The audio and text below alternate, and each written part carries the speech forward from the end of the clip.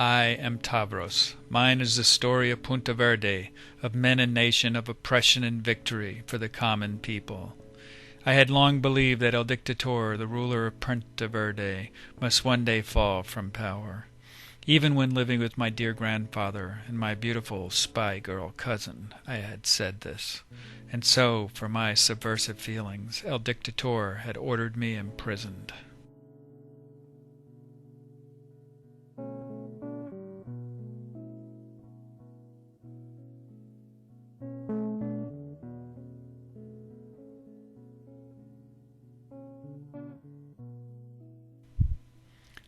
I was arrested and placed in the maximum security prison of Punta Verde in one of the outlying towns named Punta Verde.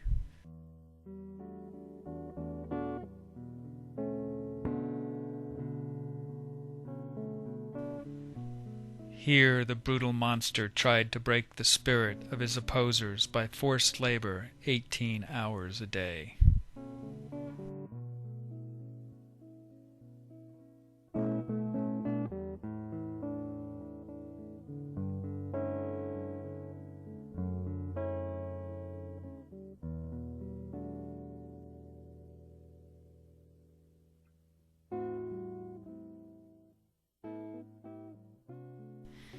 Under the surveillance of harsh guards we toiled, I, one of 110 there.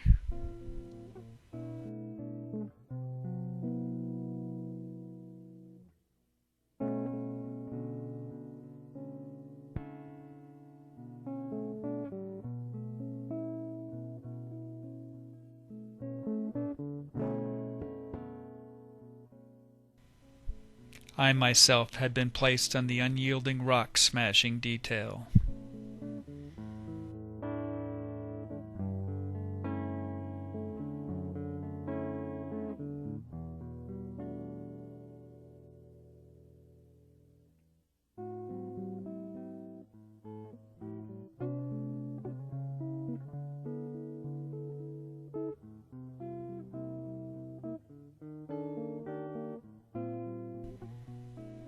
Sweat poured from me as I labored, but even that could not break my will. I had smiled confidently to myself. It was here the El Dictator, well guarded by his soldiers, first approached me, arrogantly flaunting his cruel whip. I would not be treated as an animal, though. I spit defiance in his face. I reached for his whip. We struggled for a moment until he angrily ordered his soldiers to hold me against the wall. His whip had its first taste of my flesh.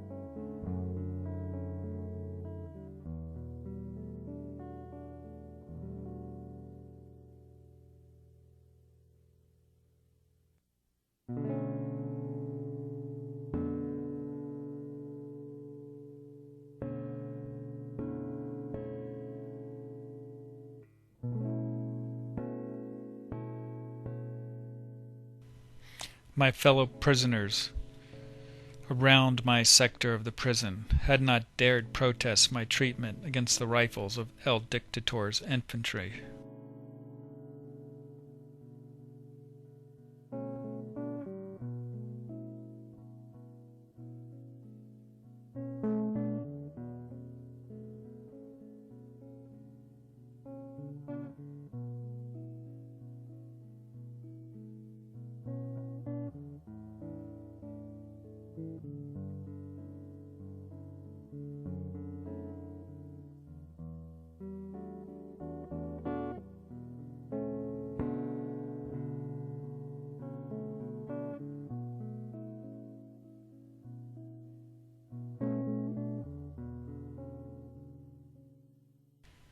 But in another sector, not too distant and full of hot bloods, a fiery mutiny broke out.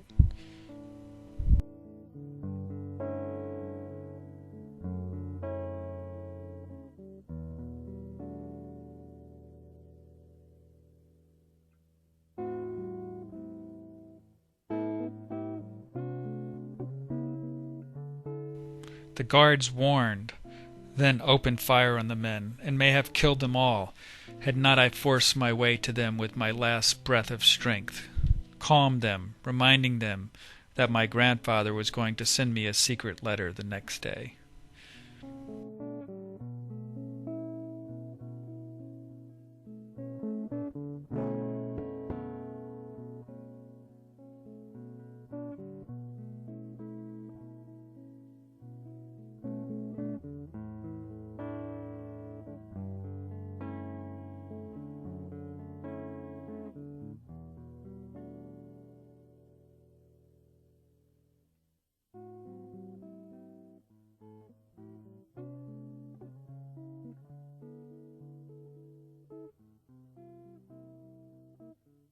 When I got grandfather's letter, I decided that 100 of the 110 inmates would make their escape.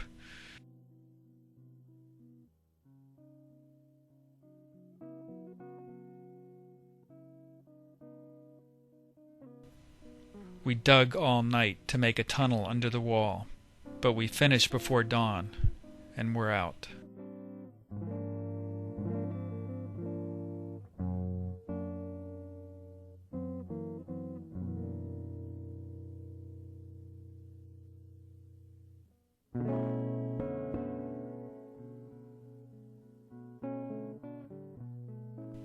One of the guards happened to notice we were missing.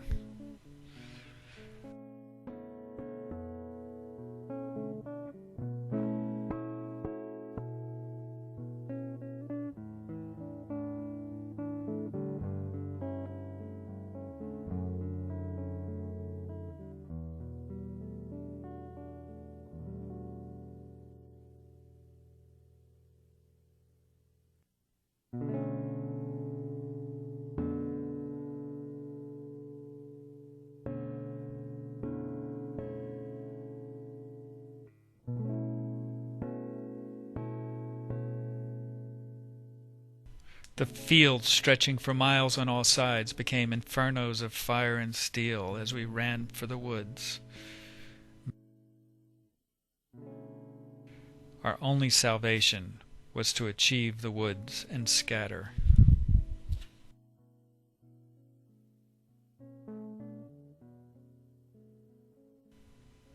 I, more than once, had stone walls exploded when I ducked behind them for cover.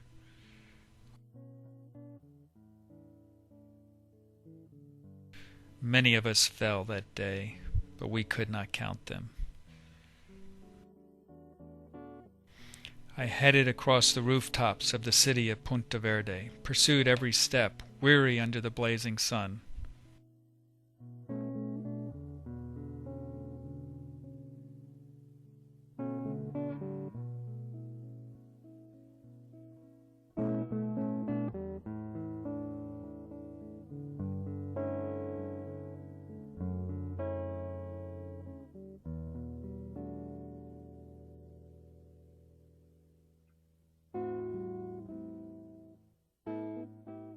But even while I made for grandfather's peaceful, non-political home in the suburbs.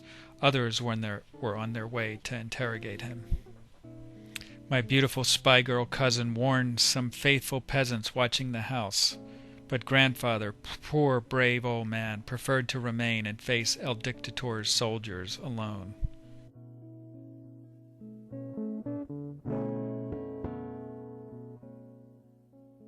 They beat his puppy dog. They mauled him.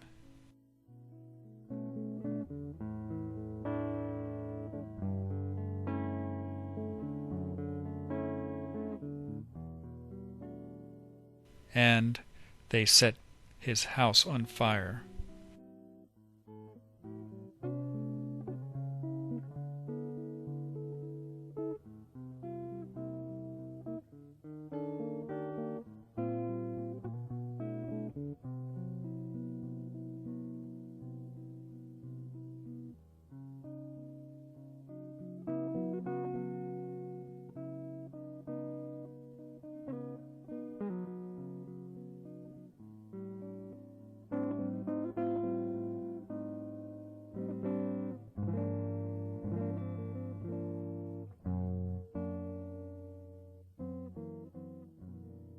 But he would not tell them where I was.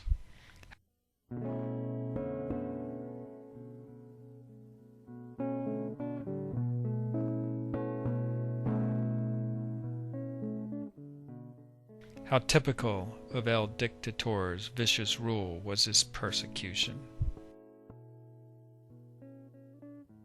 When considering that grandfather did not know where I was anyway, it was all the sadder.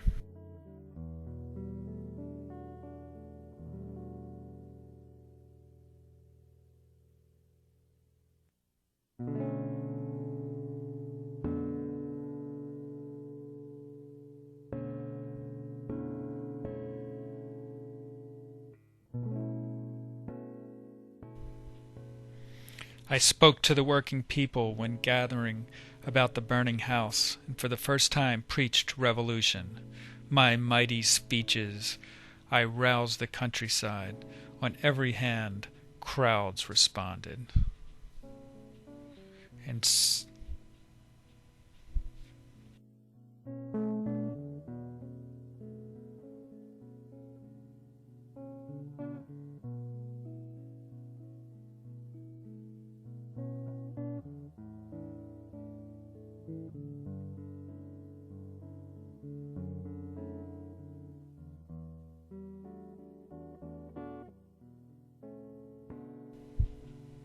And so I began to make raids against army encampments.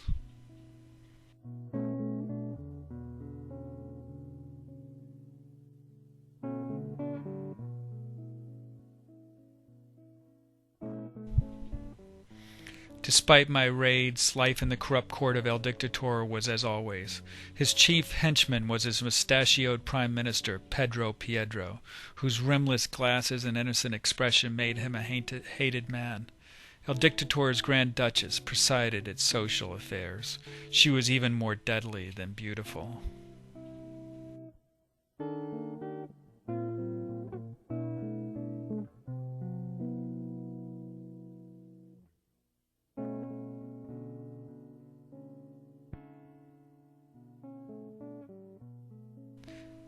The Supreme Justice continually followed El Dictator.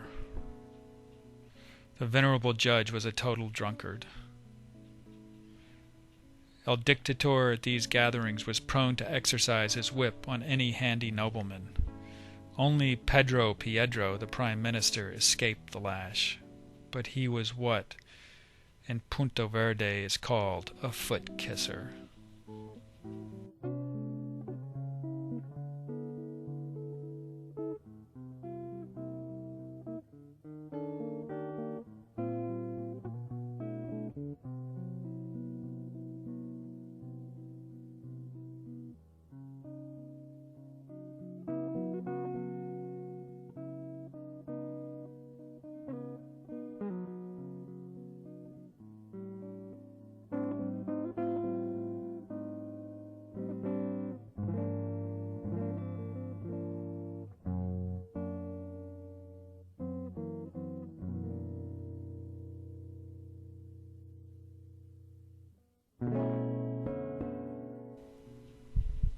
One of the Grand Duchess's favorite pastimes was to slip poison into the teacups of her guests.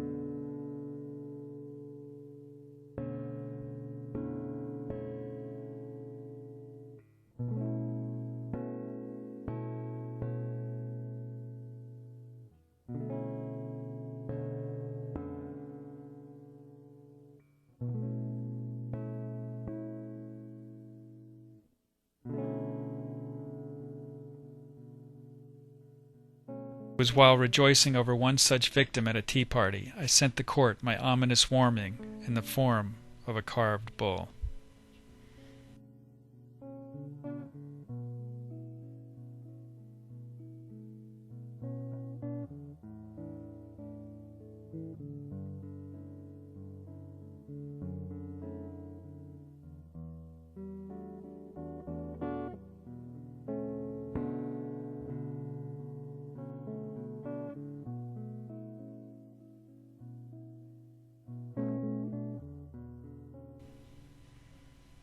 The whole court fell out with fear.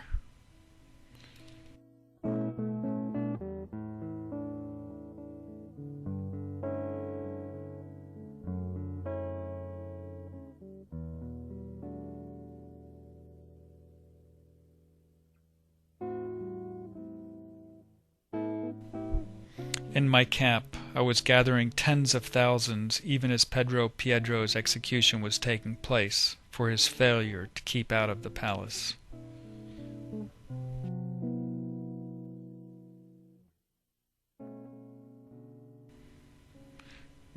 Messengers were dispatched far and wide to my forming regiments.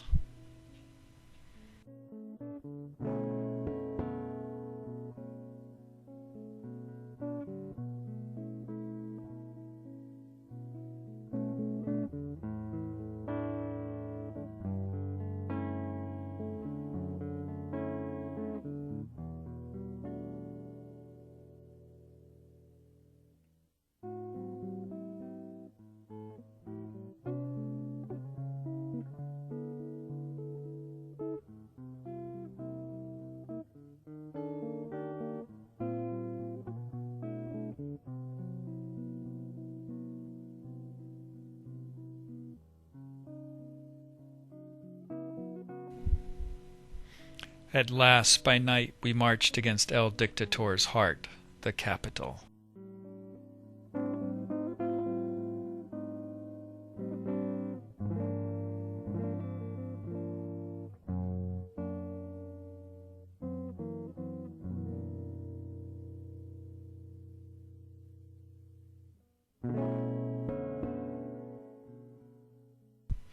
From all points we moved from our forests into position, and battle was joined.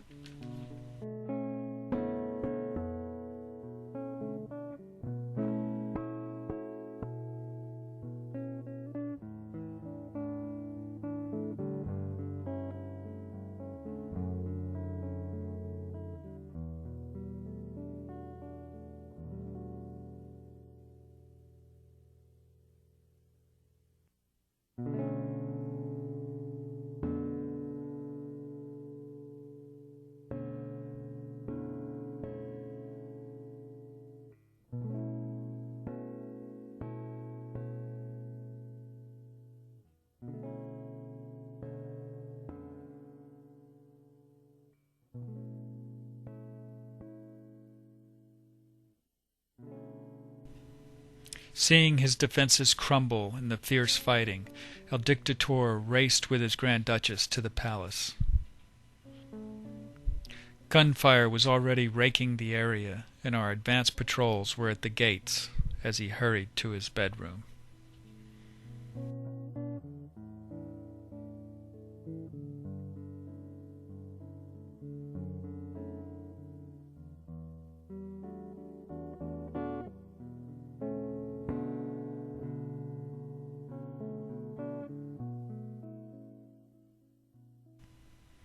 In the meantime, we attacked the main entrance against a terrific resistance.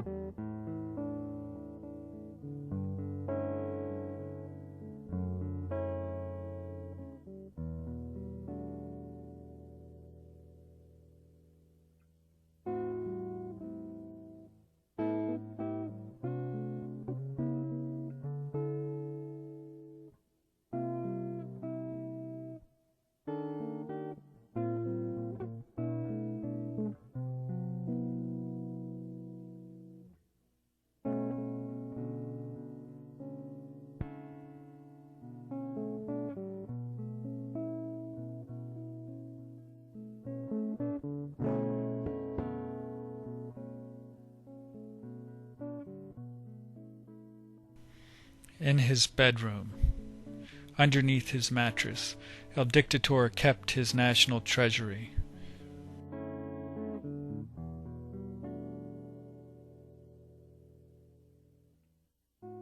Quickly, he stuffed it into a briefcase and rushed out.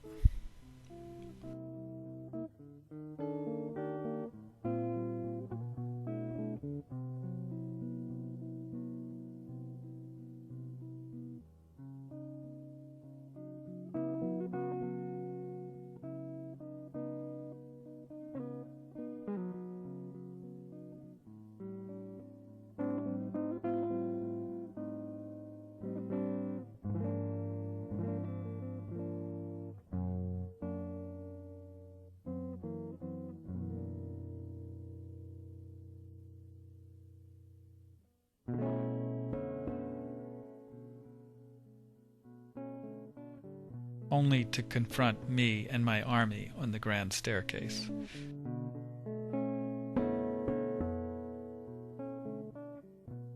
I held the men back and mounted the stairs, trying to explain that he could not escape.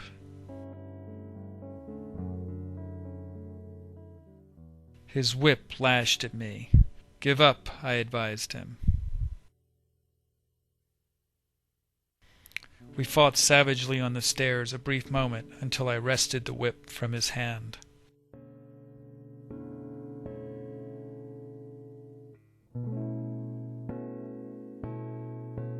That symbol of tyranny, liberated into my hand, drove my men to a frenzy. They overran me with joy. Somehow my arch-foe slipped through them and made away to retirement. And so El Dictator escaped, his briefcase full of the national treasury. Punte Verde is bankrupt. But so it is with our countries.